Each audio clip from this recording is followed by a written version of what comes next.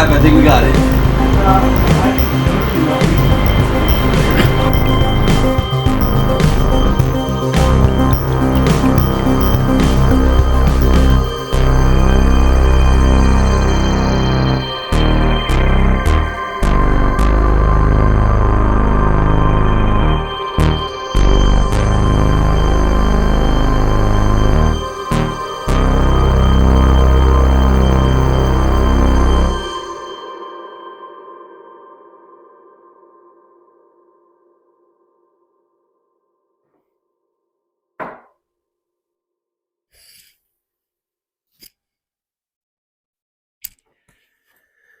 The film you're about to watch is for adults. I'm sorry that it has to be this way, but it does. Anytime you agree to let someone tell you a vision, which is an important component we need to address here, you are agreeing to let me, whoever, tell you, someone, a vision. That's a kind of implied permission. Most of the challenging things of this life involve implied permission. You should think about this. This is not going to be an overly political show, but there are many, many esoteric Easter eggs and otherwise hidden philosophy in this show. It is a spell that I am casting so that I can live on the road abundantly and bring as many people with me as possible. This earth, our mother, is meant to be experienced. We are supposed to be out there hugging her, not sequestered in offices, enriching evil men. So go and be free. You are now returned to your regularly scheduled broadcast.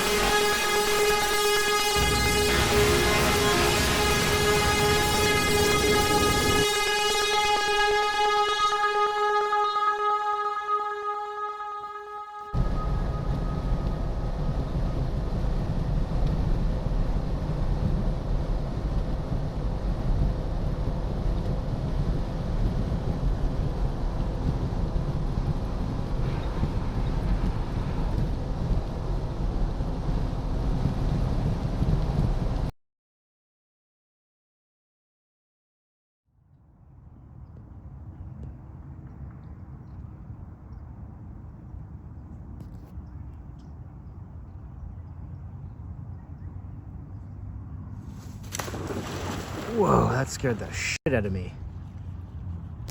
That scared the shit out of me. I don't even feel comfortable fucking sitting here now. Jesus.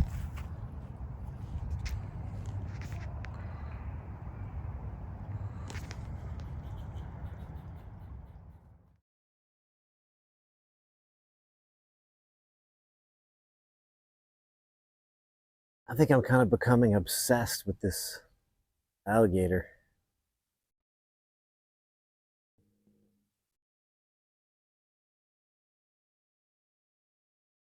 I feel a kind of kinship with him.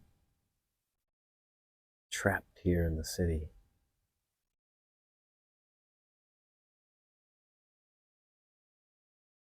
You know, you can't make this up. I'd kind of planned to come do this. And 2 days ago, you know, this 11-foot gator came out in a neighborhood not far from here and grabbed a dad who was walking 2 Labradors. And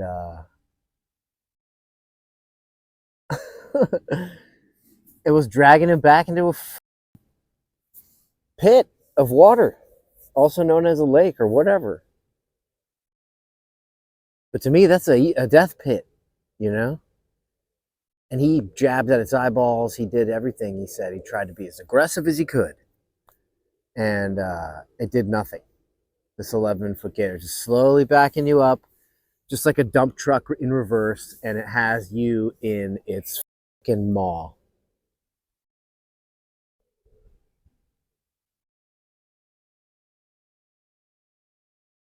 And his neighbor saw him, coincidentally, went over, got in his pickup truck, and ran the gator over. You can't make this up. And the gator, at that point, let go and went back into the swamp. I didn't follow up on it to see if they'd, at the last of the story, they hadn't caught it yet. You know? An 11-foot alligator just hanging out in a neighborhood. This guy was walking on the sidewalk, not through the forest, not in the swamp, but in a neighborhood that was marshy, like 90% of the neighborhoods in Tampa.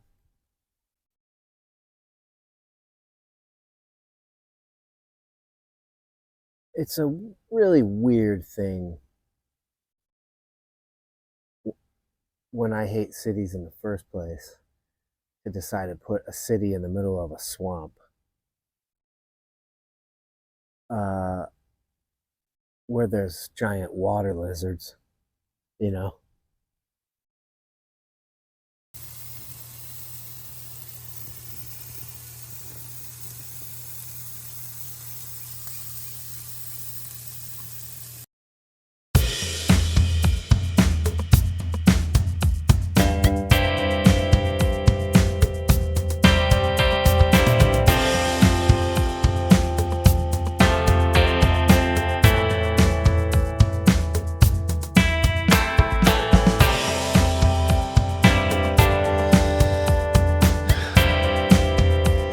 I close my eyes and I fall asleep.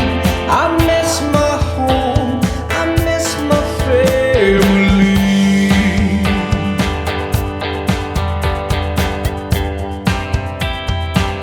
Find exile now beneath these burning clouds.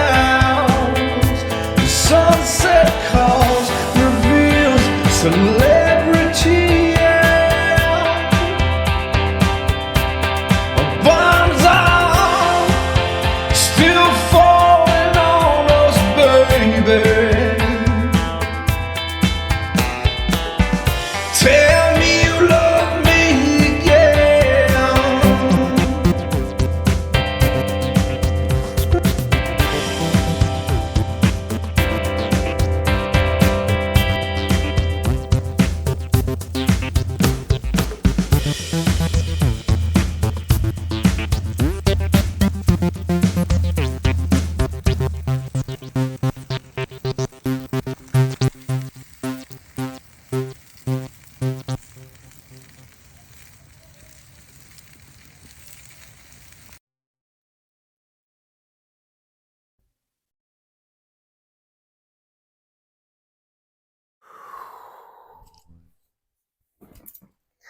My name is Maverick Matthews, and my grandfather's ashes are scattered at a random roadside stop somewhere in Northeast Texas.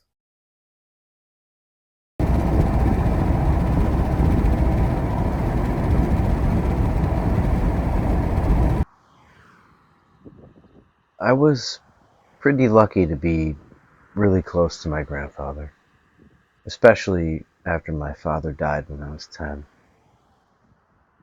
He was an extraordinary man, and I hope one day to do an episode on his life.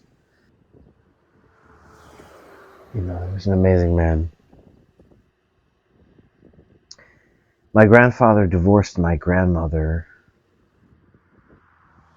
and married a sort of a strange woman who must have been quite of a piece because she had all the hallmarks, She ate the same thing for dinner every night, which was like a piece of white fish with white rice. It's really weird. And when my grandfather finally passed away, it wasn't like a protracted illness. He just got old. He was like in his 80s. And she did this weird 180 and like acted like we hadn't spent decades bonding or something. She got crazy and started liquidating all his assets and wouldn't talk to anybody. And all of a sudden, my mom was pulling me out of school to go support her in lawyer meetings.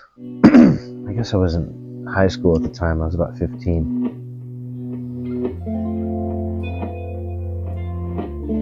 And I can remember sitting in the lawyer's office looking at this phone, this weird speakerphone. It was like eggshell colored plastic. I wasn't there when they agreed on the side of the road. But I do remember being there.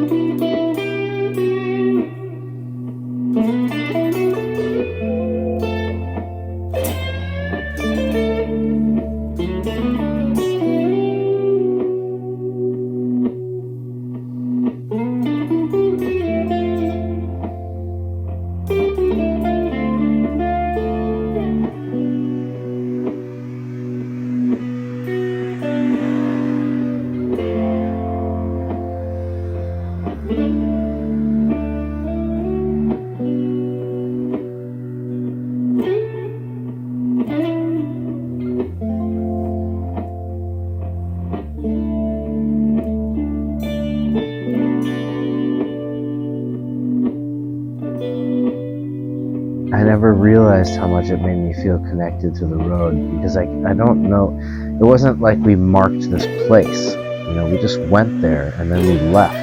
My mom didn't write it down. She didn't say, hey, don't ever forget mile marker 74. It was just like this nebulous place.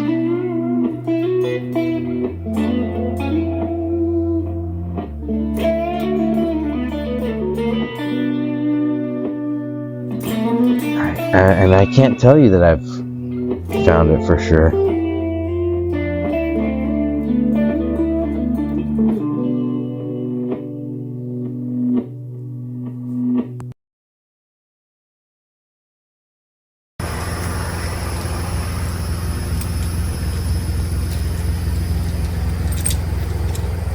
That's just drying.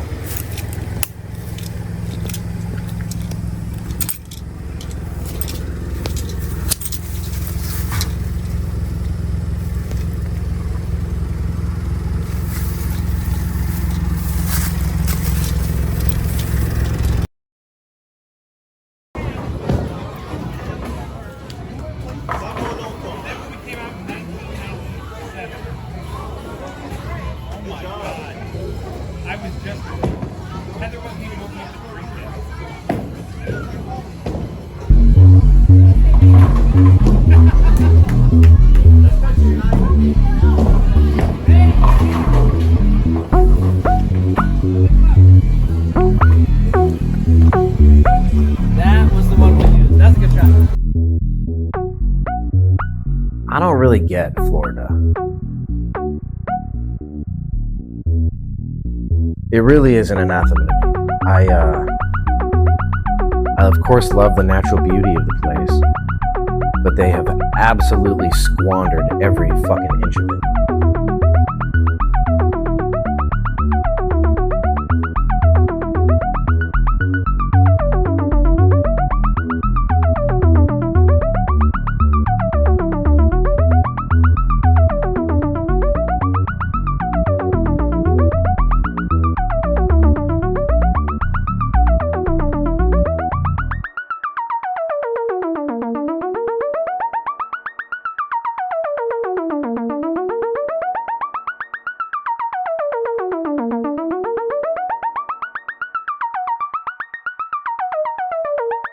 Every fucking inch of it.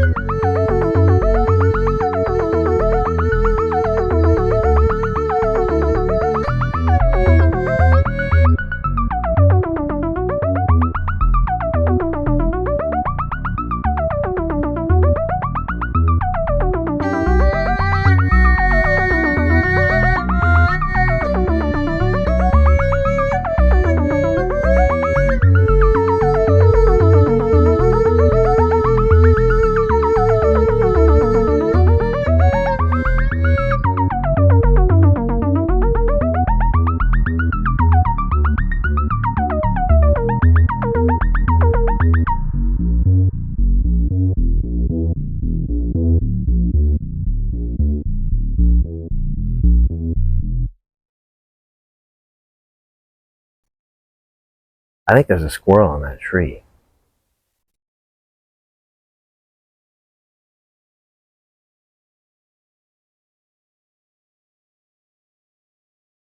Hi, just checking in with you. What we've learned so far is this. Number one, my life is an endless road trip. Number two, not a big fan of Florida. I would encourage anybody who is intelligent to go into the country and be alone. And I don't feel like there's a lot of the country anymore left in Florida. What I mean is, it's very congested. And I don't think intelligence happens where congestion is.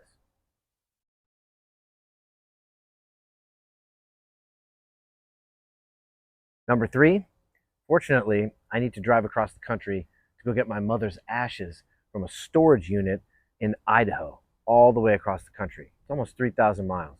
So that's going to make for a fun road trip for Series 1. But I spent a lot of time trying to figure out what to say about Florida. And I think it's said enough on its own. So the next thing that has to happen is that I have to tell my son that I'm going to leave on this trip, but I will be coming back to meet them in Graceland. That's where this whole thing wraps up. So it starts in hell, and then it goes to Disneyland, which is like another kind of hell. There's no, you have to get to the country. That's heaven. Try that again. So it starts in a place that is hellish, congestion, madness, and kind of ends up in a, so the road. That's where we need to get out there.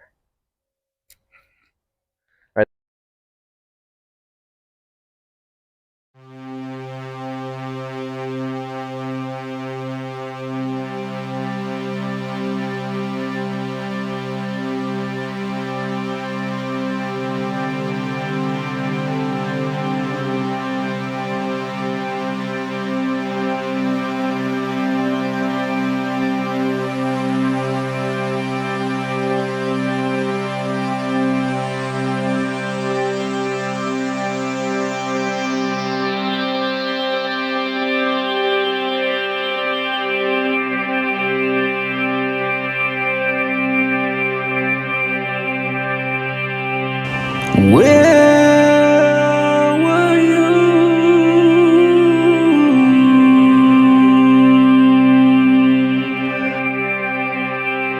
when I was burned and broken? While the days slipped by from my window, watching. And where were you when I was hurt and I was helpless? 'Cause the things you say, the things you do surround me. While you were hanging yourself on someone else's words, dying to believe in what you heard, I was staring straight into the shining sun.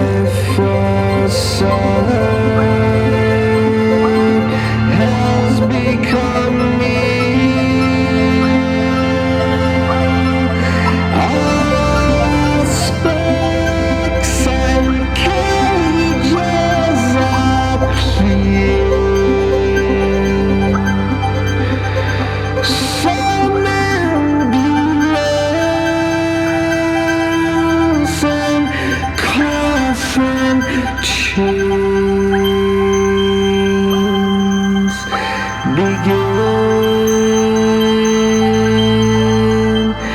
Disillusion again.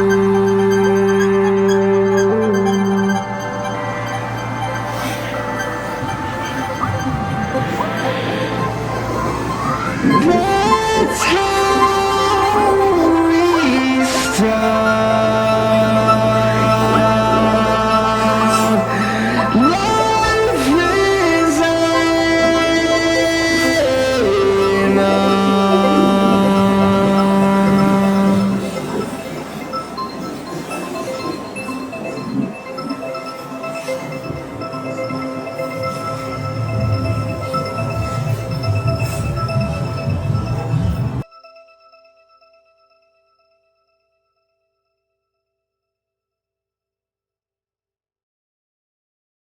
If there is, in fact, a heaven and a hell, all we know for sure is that hell will be a viciously overcrowded version of Phoenix. A clean, well-lighted place full of sunshine and bromides and fast cars, where almost everybody seems vaguely happy, except for the ones who know in their hearts what is missing. And they're being driven slowly and quietly into a kind of terminal craziness that comes finally from the understanding that the one thing you want is not there. Missing. No tango.